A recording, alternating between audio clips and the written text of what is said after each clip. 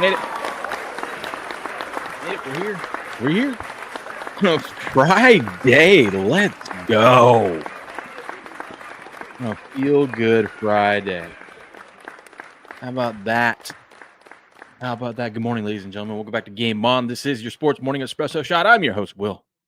Here to bring you the latest and greatest going on in the sports world. Boy, oh boy, oh boy. Oh boy. Do we have a lot to talk about today?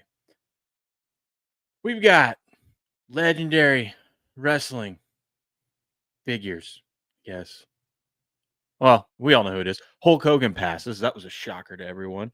We've got college basketball news. We've got baseball news. We've got crazy NFL news. We've got NBA news. Like, there was a lot that happened yesterday. Started making me feel like we were getting out of July and we're starting to get into the real, football season. Because July is all about, hey, look at this guy. Look at this pass he threw in training camp. This team is so back. Oh, look at these new cool helmets we're going to wear this year. Just like boring news. Boring. Hey, look at this. They beat up on Caitlin Clark again in the WNBA. But yesterday, wow. President Trump signed executive orders trying to fix college football, which just put it right back to what college football used to be. It's kind of a head scratcher there. Yeah, a lot of stuff. But we got a jam-packed show on this Feel Good Friday. R.I.P. Hulk Hogan. R.I.P. That's crazy, man. I saw his last interview that he did. He was not looking the best, but he seemed in good spirits. Seemed in good spirits, but we'll get into that. But first, holy cow, speaking of a legend. Look at everyone that's in here this morning. We got 9,500 of you guys. Hey, by the way, I need you guys. We got 9,500 of you. I know there is at least 298 of you guys in there that are not subscribed. If you could, at minimum, like this stream, hit the repost button, say something funny about the show. It don't matter. It don't matter. Say whatever you want. Make fun of me. Make fun of my missing tooth. All right? But hit that repost button so people know where to find the most professional, on-time, non-clickbait sports show on the internet. All right? We are 298 followers away, people, from 10,000 on Rumble. 298 away. You guys are crazy. We've been growing like crazy this past week. So if you can, I'd appreciate you give me a follow. We can get there. We won't have a big, happy 10,000 followers stream. All right? The first grass guy's in the house. Patriots here. What up, Jamie? And look who it is. Super James has returned. How we doing, buddy? It's been a while. Hope all is well. Mont's in the house. What up, Mont? How we doing? Does your coffee maker have a snooze button too? You know what? No. My wife does a stupid delay. So I got that coffee maker in here because I like drinking different coffee and whatnot, and I'll have my own coffee maker in here, and she can have the main one, the nice one, out in the kitchen. Well, sometimes, like last night, she's like, "Hey, are you gonna have the coffee that I have, or are you gonna do your own?" And I was like, "I'll just have what you're having." So she made extra. Well, she knows I get up early in the morning before she does. She knows I get up and do the show. And yet she still puts that damn coffee maker on the delay, on like the timer, to go off at 5:15. I need that thing to go off at 4:15. She does it at 5:15. And what pisses me off is I can never figure out how, like, I go to try to change it and it gives me that and I'm like, no, how do we nope. I want to take the delay off. I always, I have a doctor, but I can't figure out how to get the coffee maker to work. So I always have to unplug it and then redo everything. No, it doesn't have a snooze button.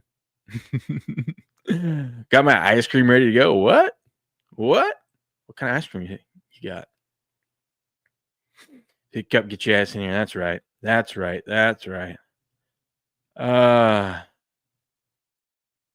Gap my teeth is a pea shooter. Let's go. He can eat French fries without opening his mouth. guys, you guys are crazy. You guys are funny. Morning, no skin. Spartans here. How we doing? Oh, we got stuff on this side too. Sorry. Oh, baby. Oh, more Kick people trying to help us out. Thanks, everyone over on Kick. Miss Leslie's here. Good morning, Miss Leslie. How we doing? Oh, there you go, Miss Leslie and Patriot reposted. That's what I'm talking about. That's what I'm talking about. And Jamie reposted. Let's go. Let's go. Don't lose another tooth. Redskins. Only people in the chat matter. Chat. Hello, Russell Sprout. How we doing? How we doing? Hey, I have got to check this out real quick. Is everything running okay? There we go. Yep, we look good. We look good. How we doing? Eating fries without opening his mouth. Swamper Stomper, good morning. How we doing? Man, there's a lot of people here this morning. We got a lot of chats to go through. Look at that.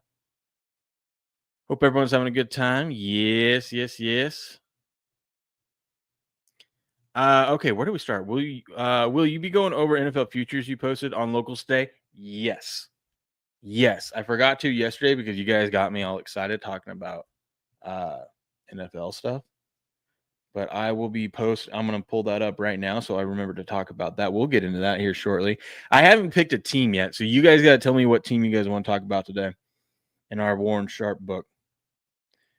How about that?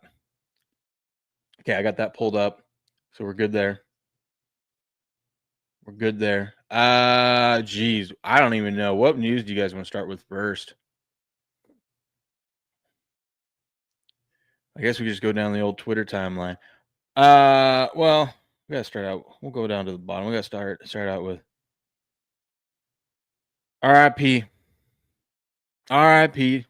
to the legend Hulk Hogan. Now, I'm not a huge wrestling fan, but like Hulk is one of those guys that I never grew up watching wrestling and whatnot, but obviously I knew who Hulk Hogan was, right? Just one of the main, you can call him like a founding father of wrestling, put wrestling on the map. Is that right, brother? R.I.P. That's crazy, dude. You see, there's someone that posted the video of him coming out on a stretcher. I was like, dude, what are we doing? What are we doing? We will have Heavy Steps in here tomorrow, so we can talk about this too. You know, Steps is a huge wrestling fan. But Heavy Steps is making his return. He blames me being in Vegas last week why he hasn't been on the show. Right.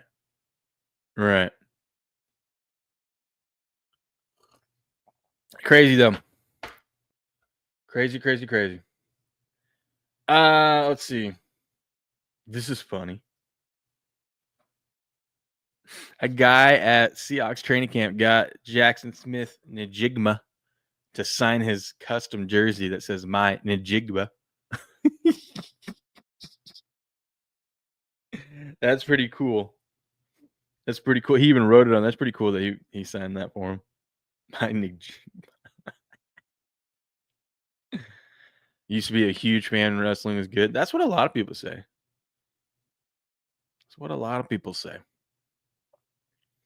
What else we got? Oh yeah, remember we were just talking about this. Injuries are going to start happening. Not that we wish it upon anyone. It's just part of the game. It's football.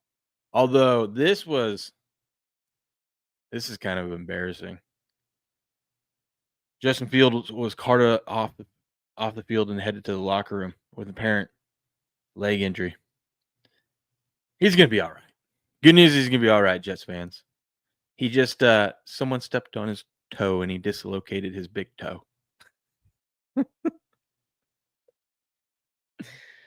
I was wondering because I'm like, wait a minute. These guys aren't even in pads yet. How does this dude have a lower leg injury unless like obviously like it was a non-contact ACL or something?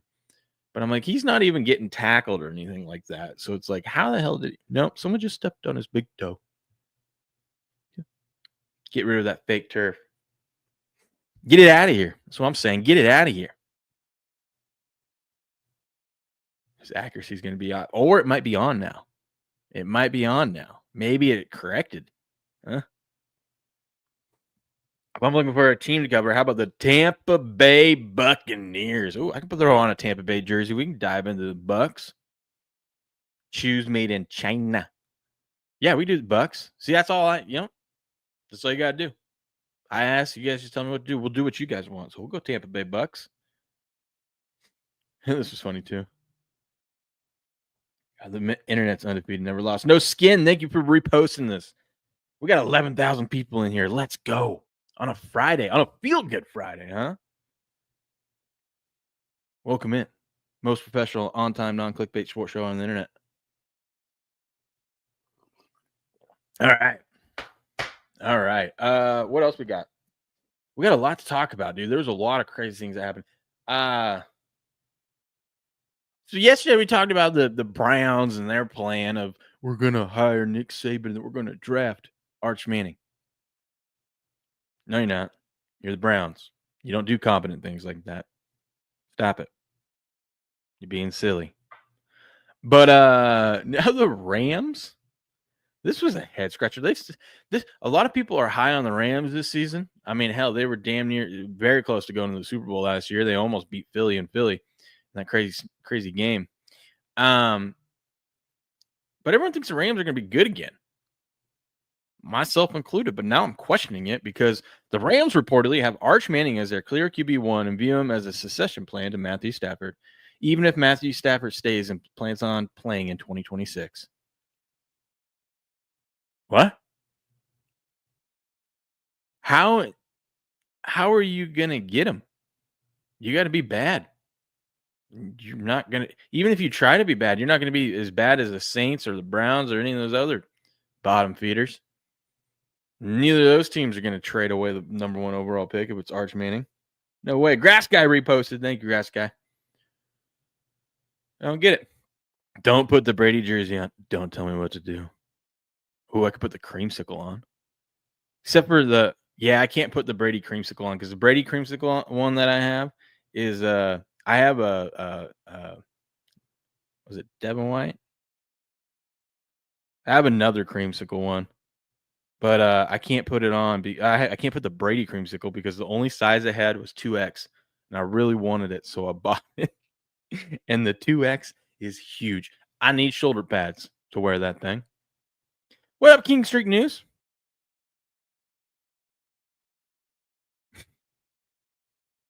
Good morning to you, sir. Happy Friday. Happy Friday.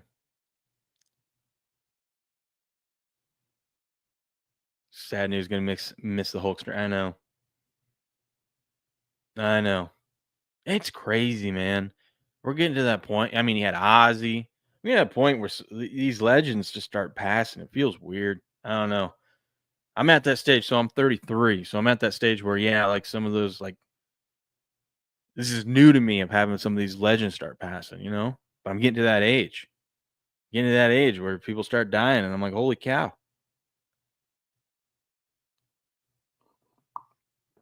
Holy cow. Had a baby, Super James. Love it.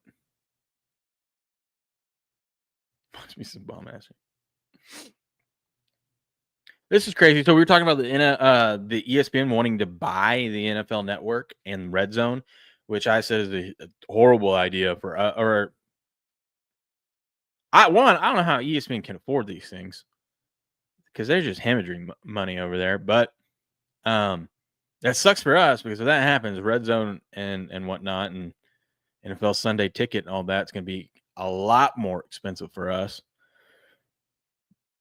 But here's the deal.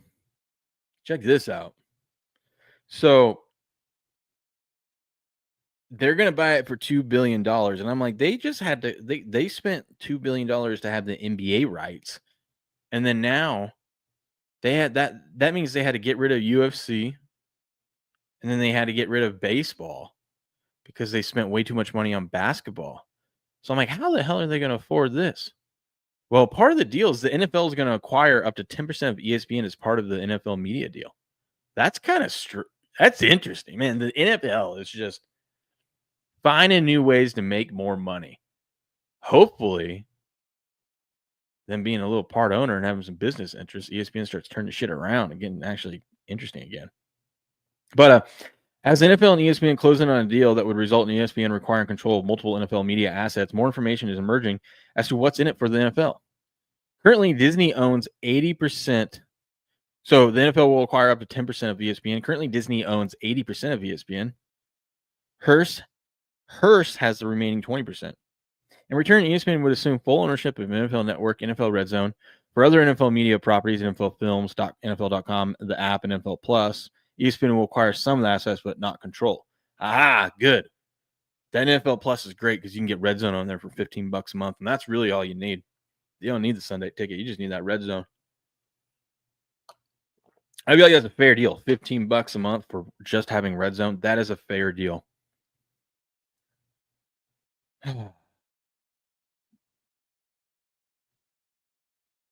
With the NFL holding 10% of ESPN, Disney will have an unprecedented foothold when it comes to televising pro football. Why would the NFL freeze out ABC and ESPN if the NFL will be owning 10% of ESPN?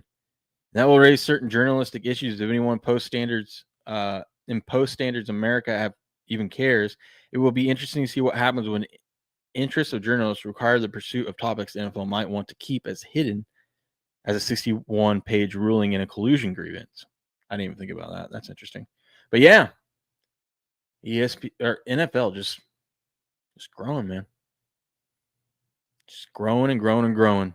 Boku's in the house. What up, buddy? Mighty Megatron's here. Stop watching ESPN a long time ago. Plus, I said, fuck their website when you had to have a crap book account to log into their website to comment. Ooh, I didn't know that.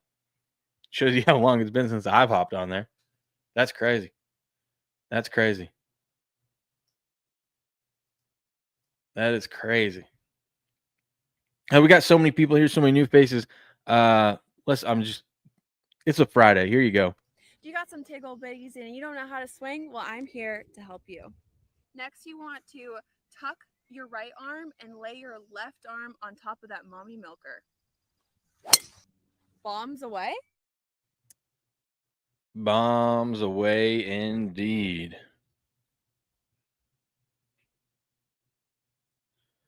Bombs away. Okay.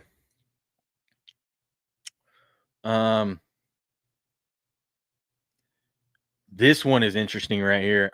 This is crazy. So from Pickett Sports, it says so far in 2025, we have tracked 16.1 million parlays that have missed by one leg for a potential profit of 2.7 billion.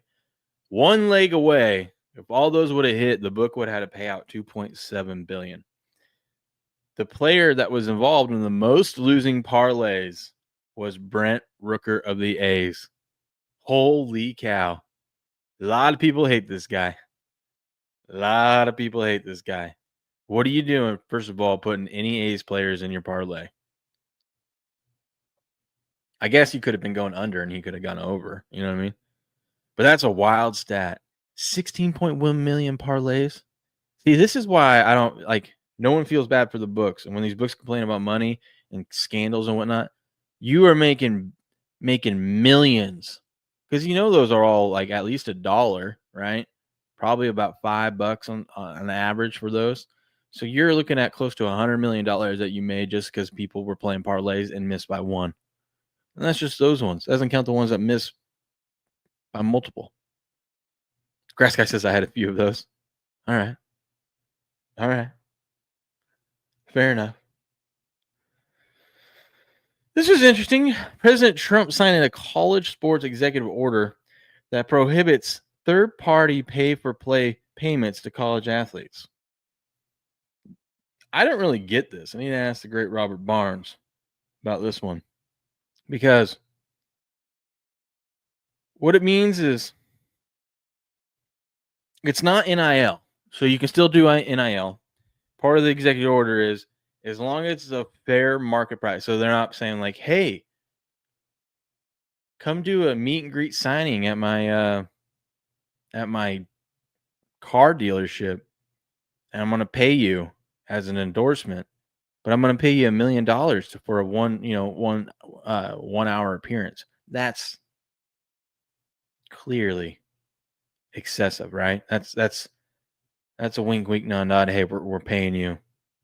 We're paying you for an endorsement. Not paying you to come here. We're paying you for an endorse. But but you can't just come out and have boosters say, "Hey, you come here, we'll pay you $5 million to play for our team this year." Boosters are going to pay it. All these contracts we hear about. Now, I don't. It's not even. We're still in the beginning stages. We don't know if it's legal. We don't know how the hell they're going to enforce it. Even if they try to enforce it, what's going to happen. We're going to go back to the old days. Bags underneath the table. Check your locker. Check your locker. Or locker. Check your locker in the locker room. There might be a special bag in there for you. Or in Vegas, hey, go to this casino and they've got some extra chips there for you.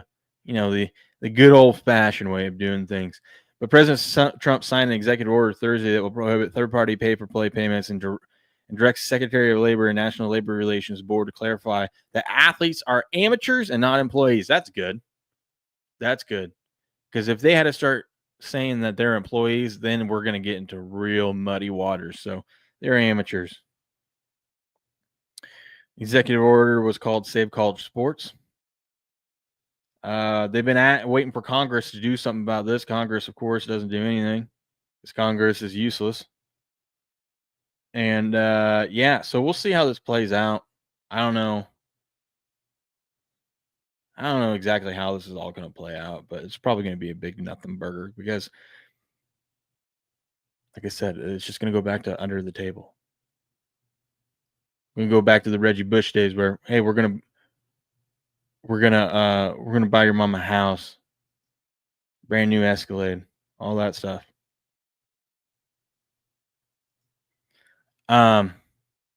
He knows these kids love money.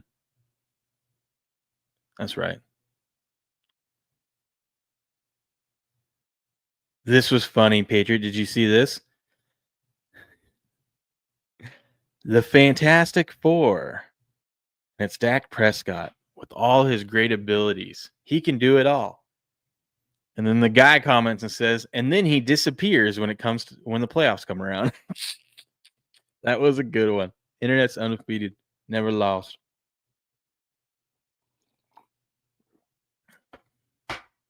Car lease program. That's right.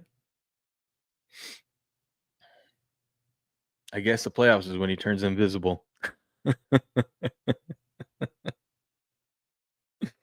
Yeah, I know. I know what you're going to say. He ended Tom Brady's career. I get it. That was funny. This is weird. Weird story. DMs have leaked showing that former Memphis defensive back Taj Rael allegedly sending UTSA, God bless birds up, QB Owen McCown their team's playbook before the game. UTSA ended up winning that game 44-36. He goes, here you go. That's all the signs. Far leftist coverages. I'll send you better lists showing you the call, but they run quarters and none of the safeties can cover, by the way. No reroutes on the slot. The field safety is the weakest link in the defense. His hamstring's hurting, but he's running out of eligibility. So when you play him, he numbers 0. Now I want to know more about this. Was this guy like kicked off the team or like bench or whatever? And he was like, fuck it. And just decided, hey, I'm going to sabotage the team. That is crazy. What up, Messenger 911? How we doing this morning? B-Hole Patrol's here. What up, B-Hole? R.I.P. Hulk Hogan. Phil Collins, you're next. Yeah, it's crazy, man. It's crazy. Crazy times. This story is interesting. I told you we got a little bit of everything yesterday. So the Raiders released defensive tackle Christian Wilkins. He just signed an extension last year, a 4-year. So it was a 5-year deal, but his extension his extension made a 5-year deal. Ultimately, though, he had 5 years, $110 million, 57 guaranteed. He had $35 million guaranteed left on his contract. The Raiders back in June voided his guaranteed money. And I was looking this up. I'm like, wait, how can they do this? How can they do this? So I was looking it up. Still not, because I was like, how are you gonna release this dude and still pay him $35 million over the next few years? And I guess in the contracts, NFL contracts, just because it says guaranteed doesn't mean it's guaranteed. There's things that you can do, obviously, like putting yourself in dangerous situations, like skydiving and stuff like that, or stuff that can the club can consider things that put you at risk for injury. And if you do get injured, then they don't have to pay you. But one of the other things is when you get injured, your rehab, you gotta take it serious. Apparently, the team and Wilkins couldn't get along. They couldn't get an agreement about his rehab of his foot injury that he had last year. He's only played 5 games for the Raiders last year. So they voided his contract because he's not doing what he's supposed to be doing for rehab, or at least to what the team standards are. Now, apparently this is a long time coming. Surprised they didn't release him back in June, but they voided his contract, so they don't have to pay him that guaranteed money. They're just moving on. They're washing their hands of it. And he filed a grievance with the NFLPA, or him and the NFLPA filed a grievance over his guaranteed money. So we're headed to court. This is going to be a legal battle now. I got more up here. It said the Raiders voided the remaining $35 million of guaranteed money left on Wilkins' contract last month due to how he treated the rehab from the foot injury he suffered last year. Wilkins filed a grievance with the NFLPA on Thursday. This is a statement from the Raiders. We have decided that it is in the best interest of the organization to move on from Christian Wilkins, and he has been informed of his release. From the team, this franchise has a commitment to excellence on and off the field with no clear path or plan for future return to play from Christian. This transaction is necessary for our entire organization to move forward and prepare for the new season. One thing that's crazy about it is one GM came out and said, because Christian Wilkins now, his next step is to find a new team. One GM came out and said, if the Raiders, there's more to the story, because if the Raiders moved on from him this early, there has to be something bad going on. So we'll see if he'll be able to pass a physical with another team if he finds another team.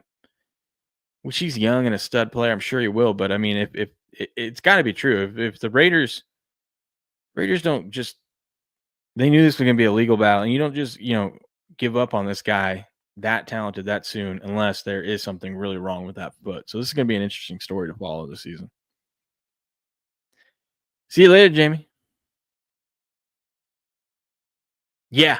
Listen back, because we will cover those NFL Kalshi futures. We'll cover those. So make sure you listen back. Go to BryantBierna.com and check it out.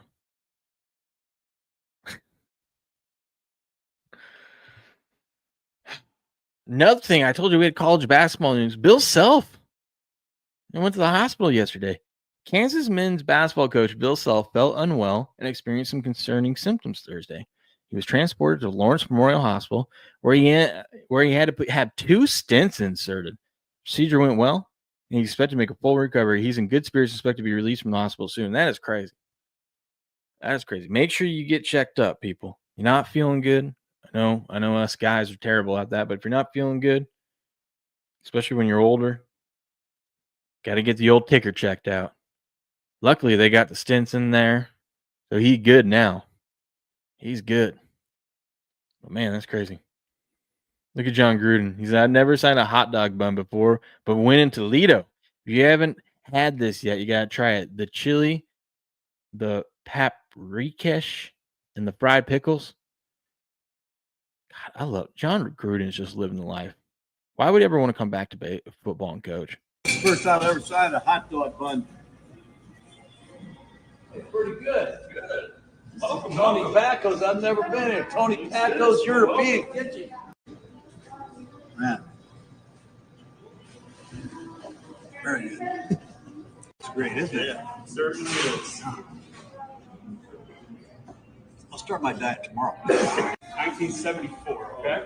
You're going to be on the next wall right here for us. Those chicken nuggets. Hanging up around here, and we're hoping you'll be open them. No. 3, 2, 1. Look at that. Signing hot dog buns. That's crazy. He went golfing out there yesterday, too, with them. Nicotine is the answer. That's right. Ain't nobody gonna eat that robot food. The Seattle Mariners last night acquired first baseman Josh Naylor from the Arizona Diamondbacks. Arizona Diamondbacks are going to be big sellers. People are going to be making deals with them. Mariners strike first. The Mariners are back. How about that? How about that?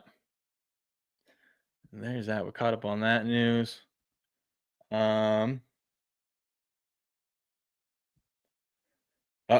Not looking good for the Steelers. Aaron Rodgers opens up with a pick.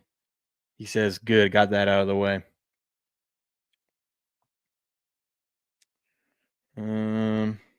Yeah, I think I hit all the major news there.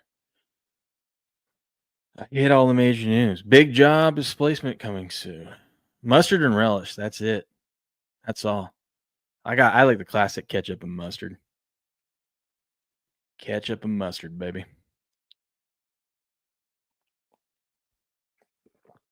Although if I had my choice of anything, chili dog ain't bad. Throw some chili on a hot dog. Onions. Bunch of cheese. Whew. I'm getting hungry now. Let's talk about this. So if you're a Locals member and supporter, shout out to you, by the way. You got this 2 days ago. I'm going to give you guys a little glimpse. Kalshi doesn't have a ton of futures bets up, and the ones they do, the market's not big enough yet. So I will be updating this as we get closer to the season. More onions and jalapenos. That's not bad. It's not bad. But I did post some future bets that I made over there. So let's go through some of these. Now, these picks that I make, they're not just, hey, I think these are going to hit at the end of the season. These are bets that I think that are undervalued, that I think in the betting exchanges will go up, where at some point we can sell out at a profit, right? Like there's some teams that have a easy part of the season, right? Maybe the first eight weeks is easy. They might be above expectations. The public gets hyped about them and they go up in the market. And then they're about to hit a rough patch of the season. Maybe we'll sell out before that rough patch. But here's what I'm on right now. So to win the Super Bowl, you can get San Francisco at 5 cents is what I got them. San Francisco has the easiest schedule in the league by far. San Francisco is going to be a playoff team. San Francisco is probably going to win their division. So you're going to give me 20-1 odds on San Francisco. And if they win their division, they're going to have a great, come the end of the season. If they're in the playoffs as a division winner, they're going to be higher than 20-1. Dallas, I like Dallas. Dallas can have even a deal. I like them at 2 cents, right? You're giving me 50-1 on the Dallas Cowboys. Thank you. I'll take it. Same thing with the Arizona Cardinals. We just covered them the other day. They start the season off hot. They're way above expectations early on, and then they fall out. So before they have that rough stretch after their bye, I think it was week 12 we talked about. So we go through the first 11 weeks of the season, and they can look pretty solid. Arizona is going to be higher than 2 cents on there. Minnesota. I think Minnesota has a good shot of winning their division. You're going to give me a 25-1 on them, so they're 4 cents. I will take that. If Minnesota wins their division, they're going to be way higher than 4 cents. So we can go ahead and just cash out at that. But I think Minnesota has a legit chance to win that division. And then you have to go with one favorite. You have to go with a favorite. And of all the favorites, I like the Baltimore Ravens up there at 12 cents. Usually don't like paying that this early in the season, but I was looking at their schedule, and give me the Ravens. You know, we know they always choke in the playoffs, but they always get there, and they're always a pretty damn high seed. So give me the Baltimore Ravens.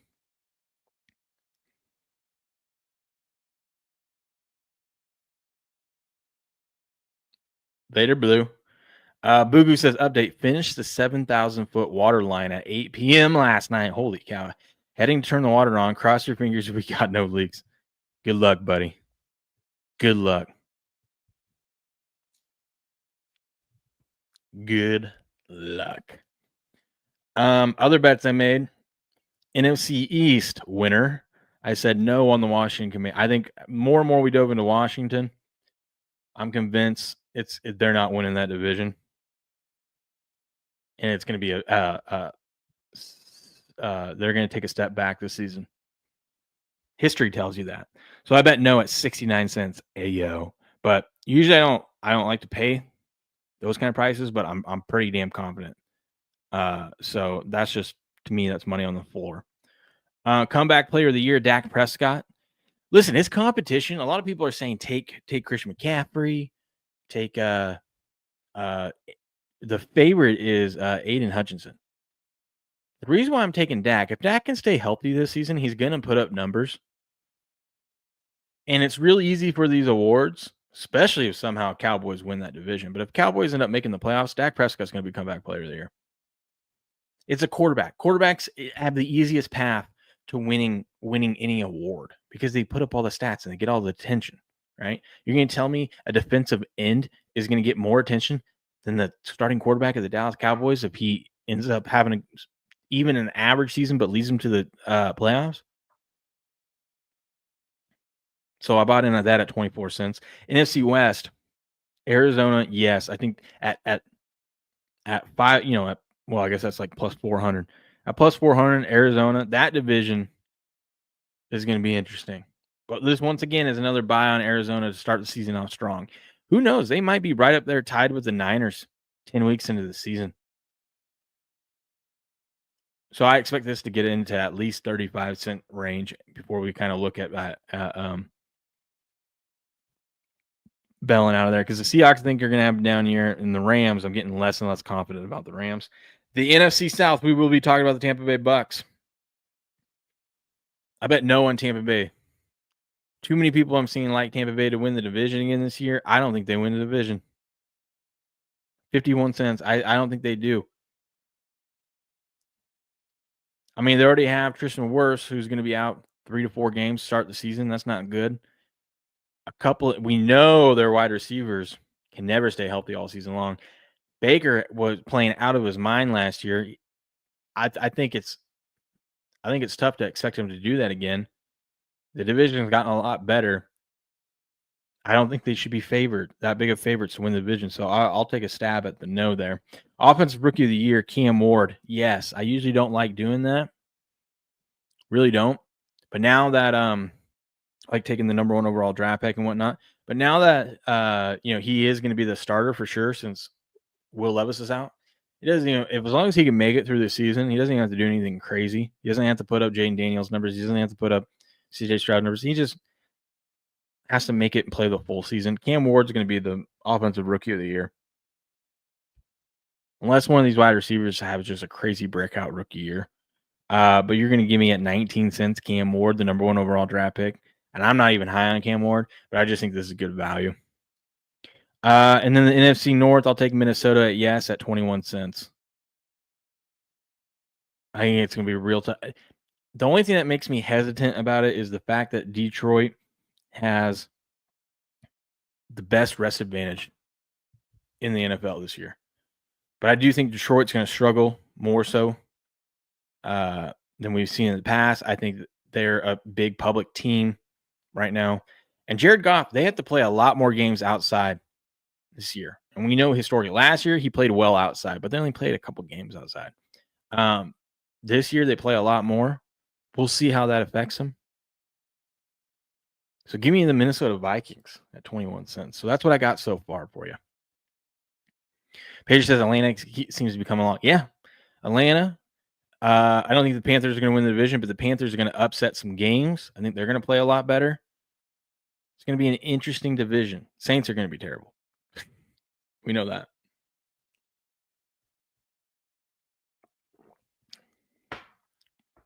But yeah, I think Atlanta probably wins that division. But instead of trying to figure out if it's going to be Atlanta or somehow, some way, if the Panthers end up doing it, I'm just going to bet the no on Tampa Bay.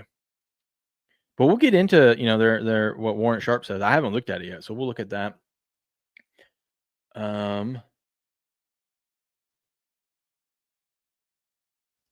Let's take a look at what happened at baseball yesterday. Small slate yesterday. Grass guy thinks the Lions will be fine. Sounds like a homer pick. Homer pick. I'd say anything about my Patriots. I said nothing. Let's take a look at what happened yesterday, though. Orioles defeat the Guardians 4-3. Blue Jays defeat the Tigers 11-4. Dude, I saw something. The Tigers have only put up like 9 runs since the All-Star break, and the White Sox since the All-Star break have put up like 49 runs. That is wild. It's only been a week. Only been a week. Cardinals defeat the Padres 9-7. A lot of runs yesterday. The A's get the upset pulled off. Beat the Astros 5-2. And the Mariners. How about those Mariners? I told you guys I was taking the Mariners yesterday. Mariners ended up getting Angels 4-2 last night. You say Kikuchi. I say Kakachi. We all say Kikuchi. Gets the loss yesterday. So let's take a look at what's happening in baseball today. On this beautiful Friday. Marlins, Brewers minus 246 favorites. Marlins plus 200 on the comeback. The Fish been a little hot lately. Sharp action on the Brewers. 93% of the money is on Milwaukee. What could go wrong? Diamondbacks and the Pirates. Pirates plus 105 home dogs. Diamondbacks minus 125, which is crazy. Diamondbacks just traded away their good first baseman and their favorites today. That just tells you how bad the Pirates are. Sharp money and big money on the Diamondbacks. 86% of the overall money back in Arizona there. Phillies and the Yankees. This will be a fun series. Yankees minus 157 home favorites. Fried must be on the mound. Phillies plus 135. Big money back in the Phillies. I think I would be on the Phillies side here, but 51% of the money is on the Yankees. On this day of your daughter's getting married today, Mighty Megatron? Congratulations.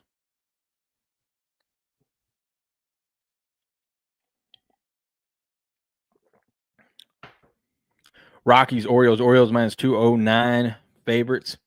Rockies plus 180 on the comeback. Sharp money, action every expert likes the Rockies today, but 80% of the money is on Baltimore. Evaldi's pitching today. Let's go. Tampa Bay and Reds, coin flip game, sharp money and big money back in the Reds. 20% of the bets, but 36% of the money on Cincinnati there. Dodgers, Red Sox. Dodgers minus 120 favorites. Red Sox even money, home dog, sharp money on the Dodgers. Dodgers got to turn it around here, man. They got to turn it around. Let's see, 60% of the overall money back in LA. Oh, it's a Family Guy reference. I have no crumb snatchers. You crazy. Okay, that's what I thought, but I didn't get the reference. My bad. I was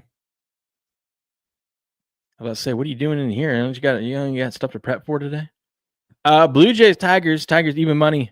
Home dogs, Blue Jays minus 115 favorites. Sharp money on the Tigers, big money back in the Blue Jays though. 90% of the money is on the Blue Jays. Man, people have a lot of faith in these Blue Jays. They did put up 11 on the Tigers. The Tigers are just terrible right now, so I guess it makes sense.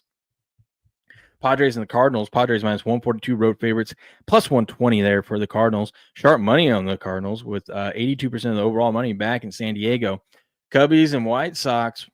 Cubs minus 183 road favorites. White Sox plus 150 home dogs. 88% of the money on the Cubs. Braves, Rangers. Oh, baby. Poor heavy steps Braves. Rangers minus 167 home favorites, plus 145 for the Braves. Big money action everywhere, and an action everywhere expert likes the Braves. They must not know who's on the bump today. 20% of the bets and 84% of the money is on Atlanta so far. That is wild. What do they know, Patriot? What do they know? Guardians and the Royals. Coin flip game here. Sharp money on the Royals. Guardians, big money on them. 57% of the bets. 68% of the money is on the Indians. Bookie said, y'all have a good day. I made it out to the country, about to lose service. All right, buddy. You have a good one. Thanks for stopping by. Have a good weekend, too. Yes, the Indians. I said the Indians. Nationals, Twinkies minus 145 home favorites. Nationals plus 125 on the comeback. Sharp money. Action Network expert likes the Twins. Big money on the Nationals, though. 52% of the overall money is on Minnesota. A's and the Astros. Astros minus 160 home favorites. A's plus 135 on the comeback. Sharp money on the A's. 86% of the money is on the Astros, though. Mariners, Angels. Mariners minus 135 road favorite. Angels plus 120. Sharp money. Action Network expert likes the Mariners. 79% of the money is on Seattle there. I think this is one of those series where whoever's the dog, so the Mariners were the plus 120 dog yesterday. I think you just take the Angels today. This seems like one of those funky, weird series like that. Mets and the Giants, the night game, round things off here. Giants minus 131 home favorites. Mets plus 115. Sharp money on the Mets, and 57% of the overall money is on the Mets. How about that? How about that? All right. We did it. We did it. Well, let's pull up the Tampa Bay Buccaneers. Where are they at? They are on page 540. Tampa Bay. Let me play a little clip while I go grab a jersey real quick. It's been a while since we played this one.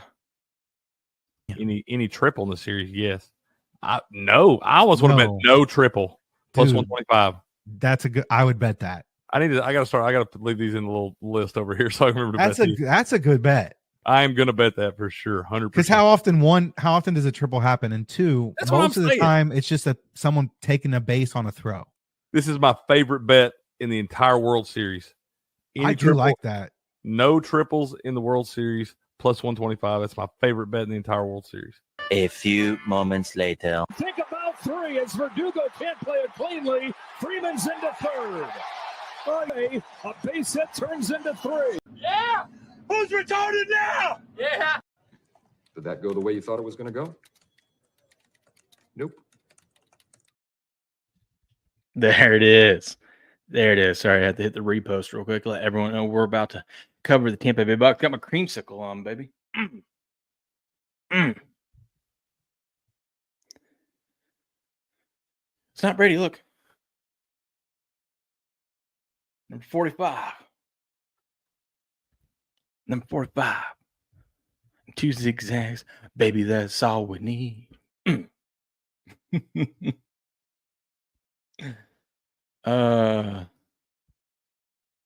Shout out to you guys. We got 10 new followers so far this show. You guys are crazy.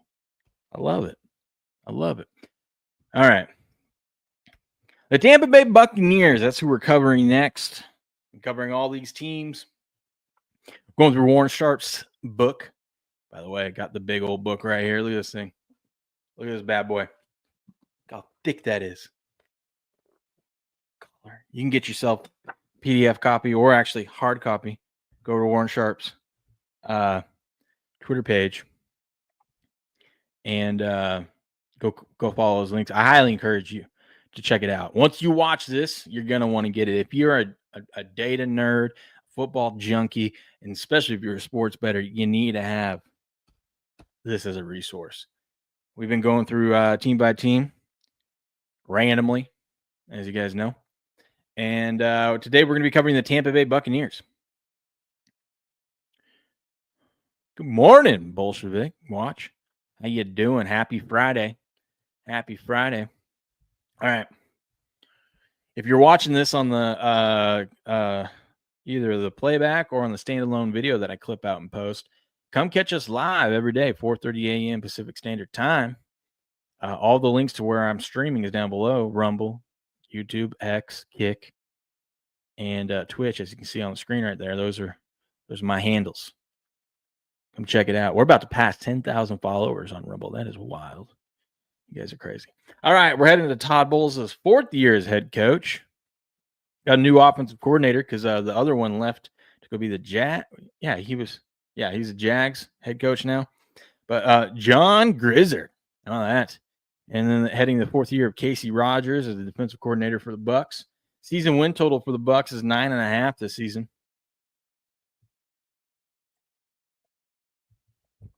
That's right, Patriot. Another 9.5, another iffy number. Let's take a look at the schedule here. The one thing that me, I love to look at that Warren Sharp talks about. Now, if you look, so I was looking into this yesterday, right? Warren Sharp has pointed out about the rest advantage and disadvantage throughout the season. And it's not so much if you have a big rest disadvantage, but I think it's just the accumulation throughout the season where they happen in the season now. And like we saw with the Commanders yesterday or the Redskins, they have like 2 games where they're playing teams off buys where they have a full 7-day disadvantage. I think things like that accumulate more than like just net. So like for example, net here for the Bucs, it's 1, 2, 3, 4 games that they have rest disadvantage of, but then 2 games that they have the rest advantage. So net 2 games of rest disadvantage. But I think for the Bucs, I think if you look early on in the season, they get all those rest disadvantages out of the way. Then they have their bye, and then after their bye, well, obviously after their bye, they're gonna have a rest advantage over a team that doesn't have a bye. But then they don't have any disadvantages, and they actually have 1 advantage against a divisional opponent. So I think you get to break it down. But if you look, he breaks it down over the last like 25 years, and the rest disadvantage, it's not good for teams recovering. But if you go back to after COVID, so if you take the 21 season on, actually a lot of these teams, it's more profitable betting on, just slightly more profitable betting on the team that is actually at a rest disadvantage. So what I want to look at this year, that I was thinking about is, okay, how do those teams play?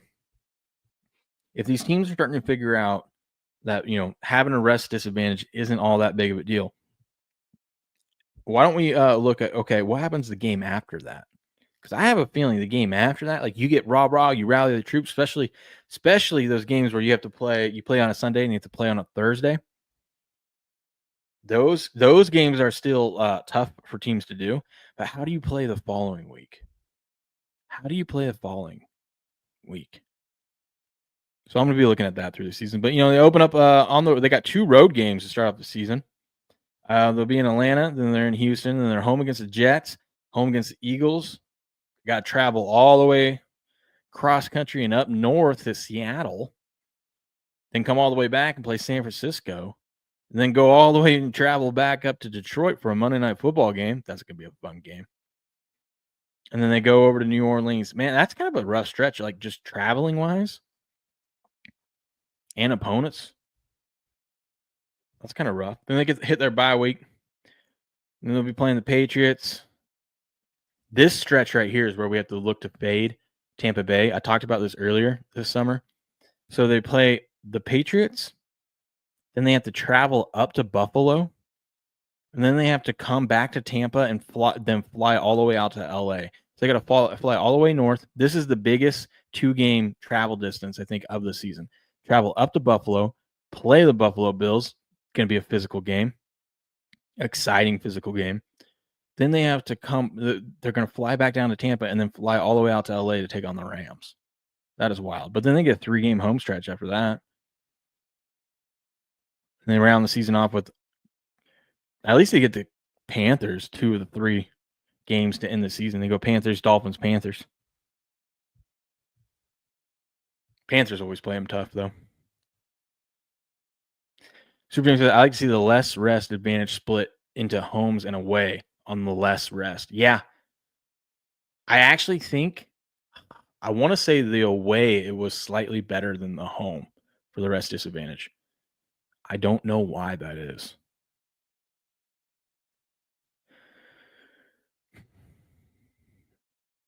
Last 6 look pretty soft. Yeah, if they're healthy by the end of these, that's a big deal, though, if you're healthy.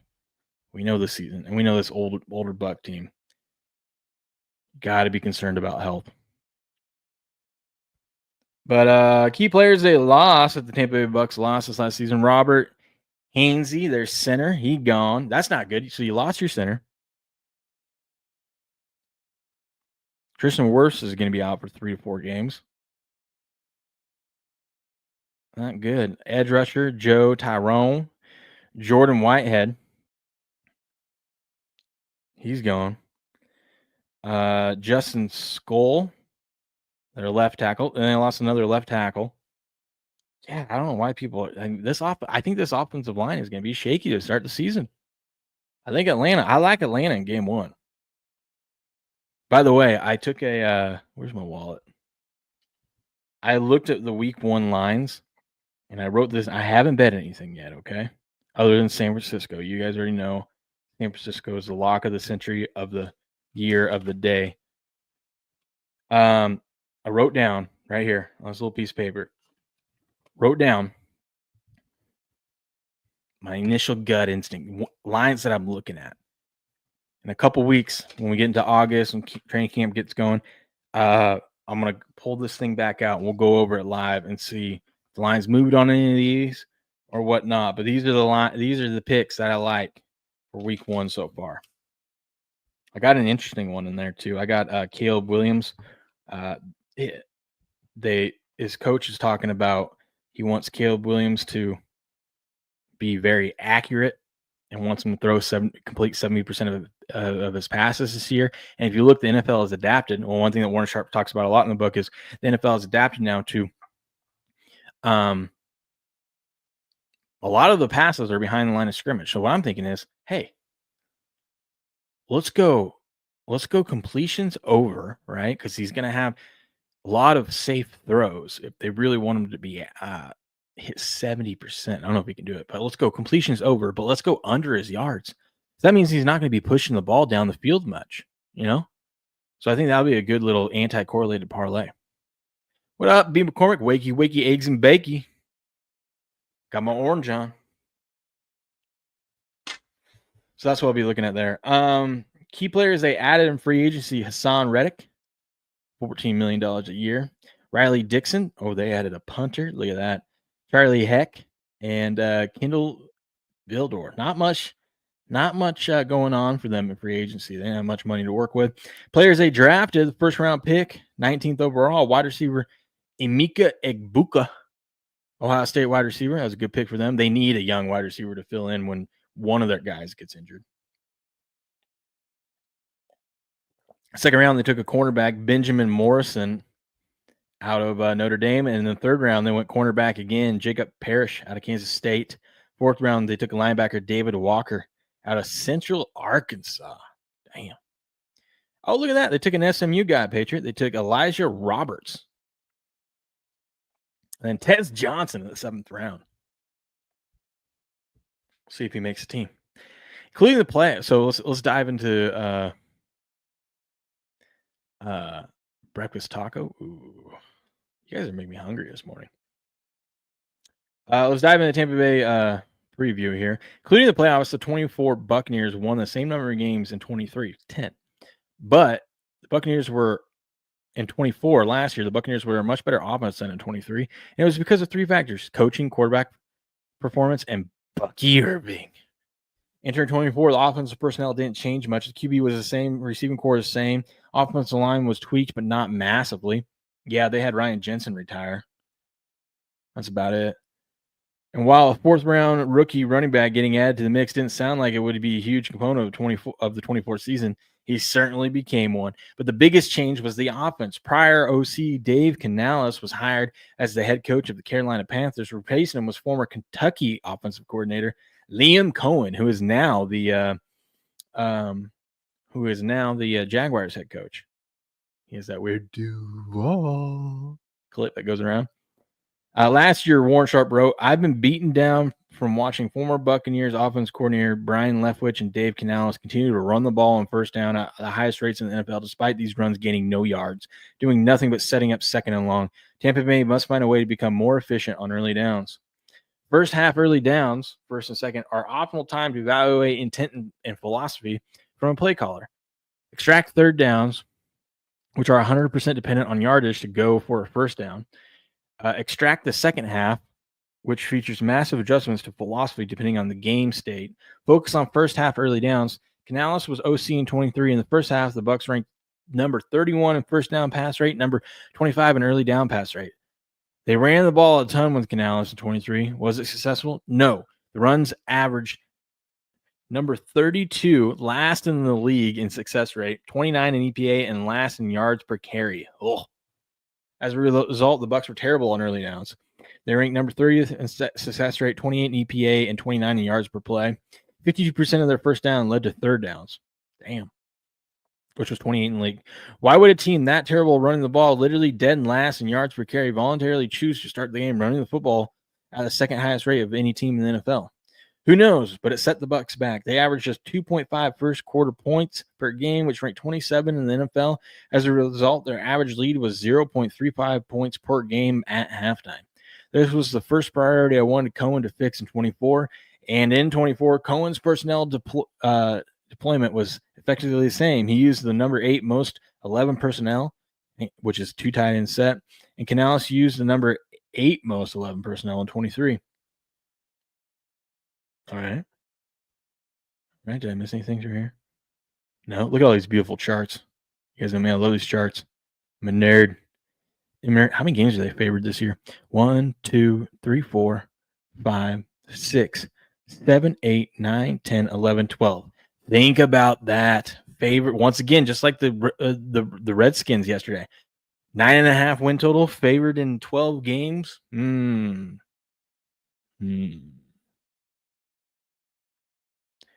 Paige says, I don't know if Tampa Bay has this year. That O-line is not elite. That's what I'm saying. I have concerns about O-line. I have concerns about health. And I love Baker, but I mean, we're getting close to that time. We're getting close to that time, you know. You can't just keep putting the team on his back like he's been doing. Cohen's use of motion and play action was relatively similar as well, but Cohen made a very smart decision to pass first on early downs to start games. Something Canales and Leftwich refused to do. In 24, they made a huge step up. They were number 10 in first down pass rate, up from 31. Number 5 in early down pass rate, up from 25. This is a massive change as a result. First half early down efficiency spike. They were number 6 in success rate, number 8 in EPA, and number 7 in yards per play. 42% of the first downs led to third downs, down from 52%. This was coaching, pure and simple. For those of you with the 24 preview in addition to this one, turn to page 522 and look at the bar charts for offensive efficiency. Okay. Basically, every single one of those first half early down related metrics is red, indicating below average performance across the board. Now look at the same section in this chapter. Every single one of those lines is green. They rank top 5 in most of them. As a result of being so elite on early downs in the first half, the Bucs made massive improvements in their drive stats. Now we don't know what this new coordinator is going to do, you know? Is the new coordinator going to go back to the same old way? We'll read charts like prescriptions in the pharmacy.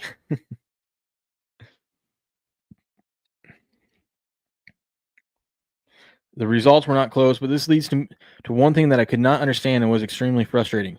With stats like these, and referring to number 2 score rate, number 3 points per drive, how in the world did the Bucs hold halftime leads in only 7 games last season? See?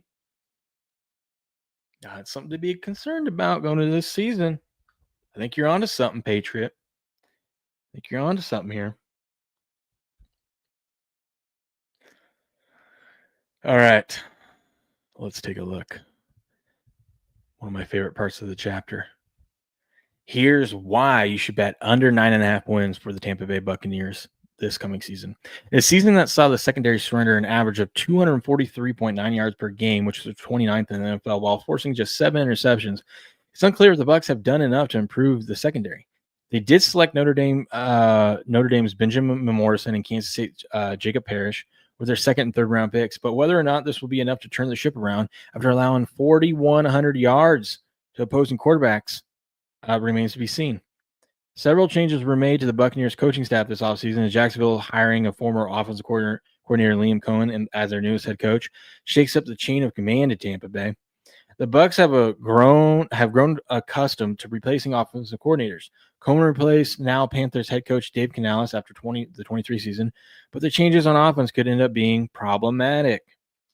Also, I would throw in health. We had they already have Chris Godwin had to go get his knee scoped. Apparently they were aware of that and were planning on it, but still not good for someone with an injury history. Baker. Let's see why. Here's why you should bet over 9.5 wins for the Tampa Bay Buccaneers upcoming season. Baker Mayfield, captain one of the NFL's deadliest offenses in a year that saw career highs in every major passing metric for the former number 1 overall pick. He passed for 41 of the team's 45 offensive touchdowns, leading the Bucs to top 5 numbers in completion percentage, 71.5% passer or 71.5% completion percentage, a passer rating of 106.8, passing first downs for 224 passing first downs, and total offensive EPA of 122.63, which makes me think, can he do it again? I don't know. I would say no. History would tell us no. All metrics to me are pointing no, but this is why you should bet the over. As much as Tampa Bay struggled against the pass, they saw much more success against the run. They allowed just 1,663 rushing yards with a 65.3% success rate. Yeah, you're not running on that Tampa Bay team. Bucky Irving's rookie season as a Buccaneer was a special one. As a 4th-round pick, finished 10th in rushing yards. He had 1,100 yards. Wow. He led the unit to the NFL's 4th highest rushing total, with Tampa Bay backs racking up an average of 5.1 yards per rush and leading the league in average yards after contact, 3.61. I like it. See, this is what I don't get, man. That offensive line is changed and it's banged up, yet they have their offensive line. Maybe this is when it's fully healthy, but it's not healthy. They have Tampa Bay's offensive line as a unit ranked 4th in the NFL. That doesn't seem right to me. But his team's numbers are pretty dang good. They're pretty spot on. So that is interesting. Todd Bowles is the 14th best head coach. Get out of here. No one considers Todd Bowles the 14th best head coach. I mean, they held leads at halftime in 9 games in 23. That was the bottom 10 first half scoring. In 23, they ranked 27 in the first quarter scoring. In 23, they ranked number 1 in first quarter scoring, totaling 118 points in all 70 games. Night and day, not even close. I think that's supposed to be number 4. Or I think this is a typo. It's supposed to be in 24, they ranked number 1 in first quarter scoring. That is night and day. But they only held leads at halftime in 7 games. On top of scoring 118 points in the first quarter, the Bucs added a whopping 134 more points in the second quarter. That ranked number 10 in the NFL.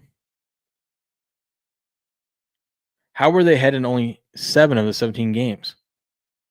The answer had had nothing to do with Cohen or the offense. They were exceptional. Blame Todd Bowles and the defense. There we go. Now we're going to start bashing on Bowles. That's what I'm talking about. Let's see. Gotta look at these charts. Love them. Once again, just like in 23, Baker had to play from behind and tried to explode in the fourth quarter to win games. The Bucs scored 152 points in the fourth quarter, number 1 most in the NFL. See, that just doesn't seem repeatable to me. Tampa Bay's general defensive efficiency per play metrics fell off. They dipped from number 22 to number 24. Dipped from number 22 to 24 in pass defense as well. Yeah. The Bucs dropped from number 12 to number 25 in touchdowns allowed per drive. They dropped from number 8 to 25 in turnovers forced per drive, and I can't believe they only had 7 picks last season. Tampa Bay is playing a slightly more difficult schedule of offense in 25, so they must improve tremendously on that side of the ball. Maybe we look at Tampa Bay games to go over.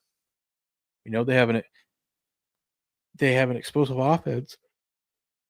If their defense can't stop anything, maybe we look at the overs. You know, or their opponent's team total over. Oh, beautiful charts. Where else are you going to get heat maps, man? This is the beauty of football. You can have a new coach come in with the same players, overhaul the strategy on the side of the ball, vault from one of the worst to one of the best, but still wind up right where you started because the other side of the ball didn't carry their weight. That's so true. Bulls and his defense can't afford to let that happen again this season. Another key improvement 24 Bucs made was running the ball in a game thanks to rookie running back Bucky Irving. In 23, Rachaad White handled the workload almost exclusively and was terrible. Enter Irving and a new philosophy from Cohen about how, when, and why to run the ball. The Bucks rushing attack ranked 32 in success rate, 32 in yards per carry, 17 in expected points added, 31 explosive run rate, improved in 24 to number 3 in success rate, number 3 in yards per carry, number 4 in EPA, number 3 in explosive runs. Literally night and day. And it would have been even higher if the Bucks gave 100% of the carries to Irving, because he lapped White in efficiency. Despite running behind the same offensive line, out of 46 running backs, Irving and White ranked number 4 in EPA. Irving was 4 in EPA. White was 14. Yeah, I'm not going to read all the stats. Basically, Irving was better than White. And that came behind the NFL's number 30 most explosive offensive line, which is saying something when it has Tristan Wirfs on it. That means the rest of the line is quite inexpensive. That's what I'm saying. You have one good guy, Tristan Wirfs, and he's not going to be there for the first 3 to 4 weeks. And then who knows how he's going to be when he comes back. More halftime ties this season? Ooh. With the Bucks or just in general?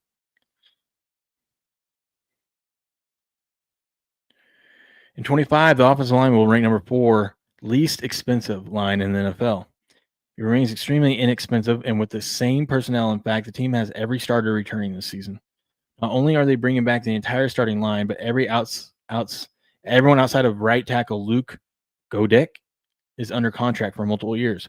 Top of that, the Bucks will be facing the number 3 easiest schedule of run defenses. Ooh, that means we got to look at Irving rushing over. Count it. Hopefully, the Bucks will choose to limit White to a pure backup role. White has not only been much worse, but he is in his final year of his rookie deal. Irving is in year 2 and ready to take a full workload. I mentioned at the start of the chapter there were 3 reasons the Bucks were much better on off. Okay, let's dig into Mayfield's performance. After 23, I wasn't really sure what to expect from Mayfield. In 24, he surprised me, like he surprised many. Didn't surprise me. I knew he'd do it. 23, he thrived on 3rd and 4th down production. I won't review the numbers here, but suffice it to say he ranked 29 or worse in EPA, success rate, yards allowed, and or yards per attempt, and accuracy on early downs. But was top 10 in every one of those metrics for 3rd and 4th down. And in the first 3 quarters, he ranked bottom 10 in 3 of those 4 metrics. The 4th quarter, he was above average in all 4 of them.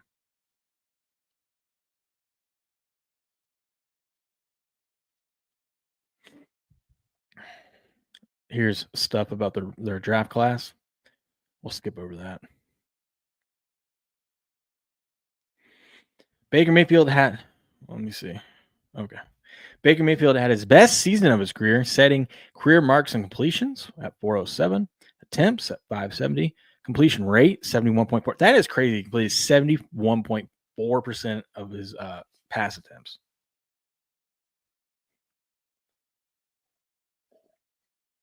And he had 4,500 yards and 41 touchdowns. He also ran for a career. That boy can scoot. That boy, there he goes. Baker, he can scoot. He runs, but when he runs, it's always when it needs to happen. It seems like every time he runs, he gets just enough for that first down. That boy can scoot. He ran for a career high 378 yards and 3 touchdowns. This will be the 9th different coordinator Mayfield has had in the NFL. He has bounced around a bit, but only once in his career has Mayfield had the same play caller back-to-back seasons. New coordinator Josh Grizzard was with Tampa Bay last season as a passing game coordinator. So the hope is he still incorporates the components that led to success last year.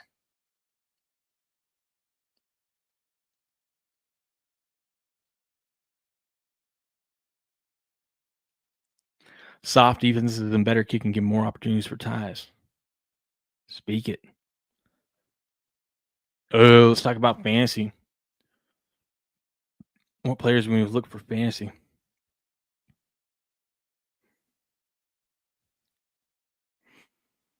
The usual suspects.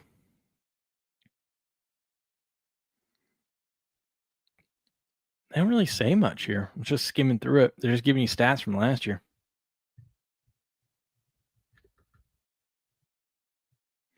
Godwin enjoyed a strong bounce-back campaign last season until his ankle injury ended in 7 weeks into the year. Yep. Mike Evans got over 1,000 yards again last year. More stats and charts. Oh, yes.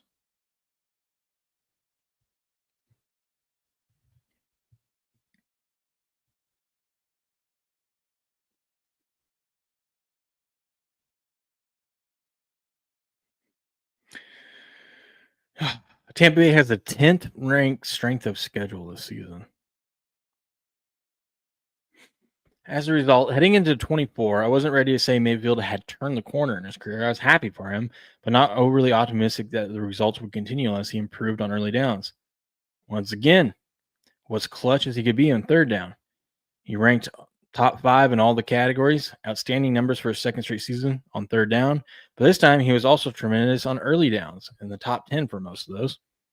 One thing Cohen did on these downs to help Mayfield was lower the target depth on early downs. Hey, funny how that works. Mayfield reduces target depth from 7.8 air yards to 6.6. I'm telling you, that's one thing. A lot of these NFL quarterbacks are throwing behind the line of scrimmage more and more. Hell, you have Bucky Irving. Why wouldn't you?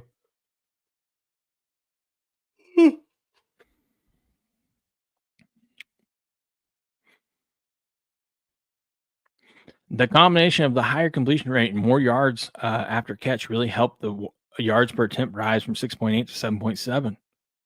Adding context to how solid Mayfield's 24 season really was, the Bucs sat at 4-2 before Week 7 against the Ravens. Mike Evans was already managing a hamstring issue that limited his participation in practice, leading up to the matchup. Despite these concerns, Evans started the game and achieved a milestone by catching his 100th career touchdown pass in the first quarter. However, in the second quarter, while attempting another touchdown reception, Mike Evans aggravated his hamstring and left the game.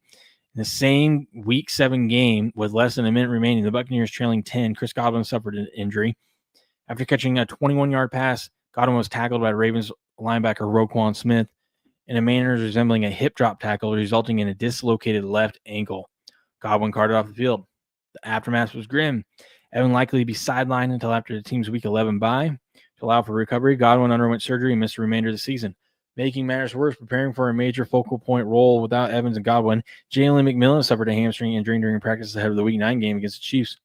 This injury was a late week development, and the Buccaneers ruled him out for the Monday night game, further depleting their receiving core. McMillan missed 2 games before returning. The Bucs played the Chiefs, 49ers in Week 9 and 10 without Evans, Godwin, and McMillan. Somehow kept both games competitive. They lost 30-24 to the Chiefs, 23-20 to the Niners. That's because the Niners just sucked last year. Following the bye, the Bucs got Evans and McMillan back, won 6 of 7 games to close the season and advance to the playoffs. The fact this team was able to pass the ball as efficiently as they did without multiple key pieces for lengthy stretches is a testament to Mayfield and Cohen. Fortunately for Mayfield, Cohen is now the head coach of the Jacksonville Jaguars thanks to the success he brought the Bucs last season. It's true. How old is Evans? He's been in the NFL for a while. Yeah, I think he's been in for 12 years. Let's see. Mike Evans is 31 years old.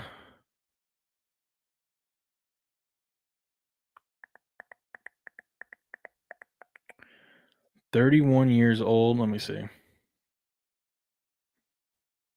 He's played 11 years. Yep, this is year 12. Good look there. He's made $134 million in his career. Good for him.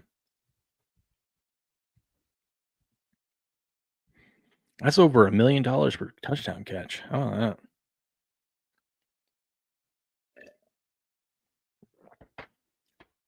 Under Cohen, Mayfield posted career highs in all of these stats. I'm not going to read them off. It's basically all of them. While in LA, it was Sean McVay calling plays, not Cohen. So in just last 5 seasons, Mayfield has worked with 6 different play callers. That's crazy. That won't be easy. Not as easy as their schedule, as this year the Bucs played the 10th easiest schedule of opponents based on win totals and number 10 easiest based on efficiency.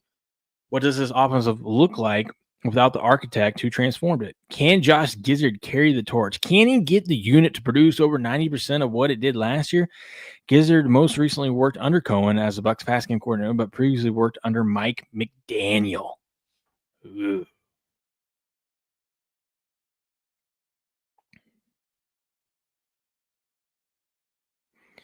Let's see.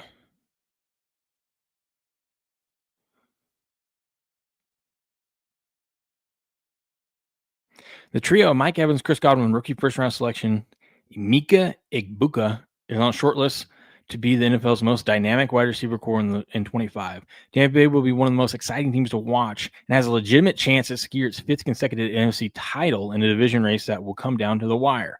Will the defense rebound with the additions of Hassan Reddick and multiple early-round defensive backs from the 25 draft? Tampa Bay enters the 25 season with sky-high offensive expectations and just enough uncertainty to question whether it can all hold together.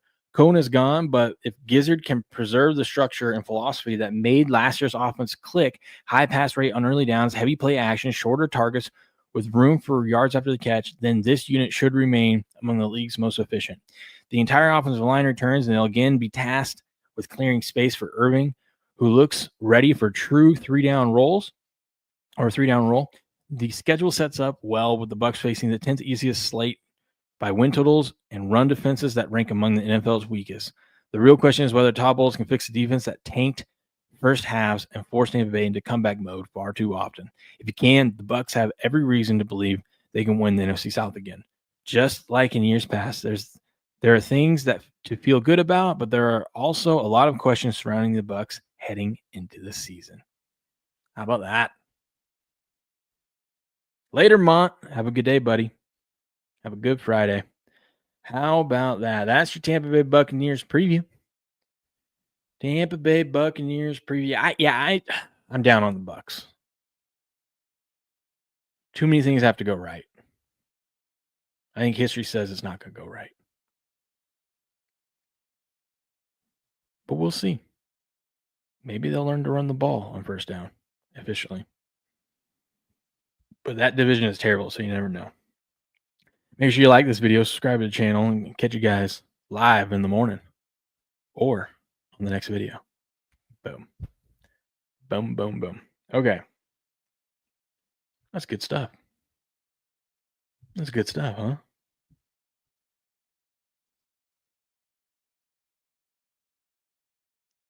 Good stuff there.